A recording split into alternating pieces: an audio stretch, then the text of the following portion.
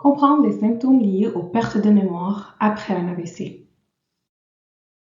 Dans cette vidéo, nous allons voir ensemble la mémoire verbale et les symptômes associés, la mémoire visuelle et les symptômes associés, ainsi que la mémoire informationnelle et les symptômes associés. La mémoire verbale nous aide à retenir et utiliser les informations liées au langage. Elle est essentielle pour parler, comprendre, se souvenir de ce que les gens nous disent ou raconter ce qu'on a vécu. Quand la mémoire verbale est touchée après un AVC, on peut oublier des mots, avoir du mal à trouver les bons termes ou à comprendre ce qu'on nous dit. Mais avec des stratégies et de l'aide, on peut s'adapter et progresser. La mémoire visuelle permet de se souvenir de ce qu'on a vu. Elle nous aide à reconnaître un visage, à retrouver un objet ou à nous repérer dans un lieu. Grâce à elle, on se souvient d'un trajet, de la disposition d'une pièce ou d'un objet qu'on a utilisé. Après un AVC, la mémoire visuelle peut être fragilisée.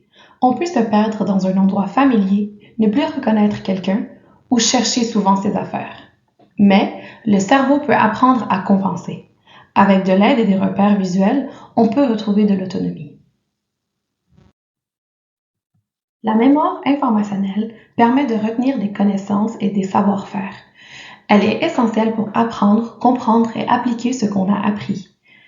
Elle nous permet de retenir ce qu'on apprend, des faits, des compétences ou comment faire une tâche. Grâce à elle, on peut apprendre une nouvelle recette, suivre une nouvelle routine ou utiliser une technologie. Après un AVC, la mémoire informationnelle peut être ralentie. Il peut être plus difficile d'apprendre quelque chose de nouveau, de se souvenir d'une consigne ou d'un savoir-faire. Mais ça ne veut pas dire qu'on ne peut plus apprendre. Avec de la pratique, du soutien et des outils adaptés, on peut continuer à apprendre autrement à son rythme.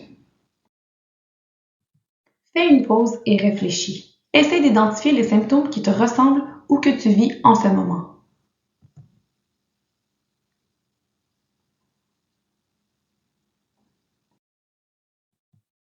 Après un AVC, chaque personne vit les choses de sa manière. Tu peux avoir plusieurs symptômes ou seulement quelques-uns. Et c'est normal. Ce qui compte, c'est de comprendre ce qui se passe avec toi. Avec de la patience, du soutien et des outils adaptés, tu peux avancer à ton rythme.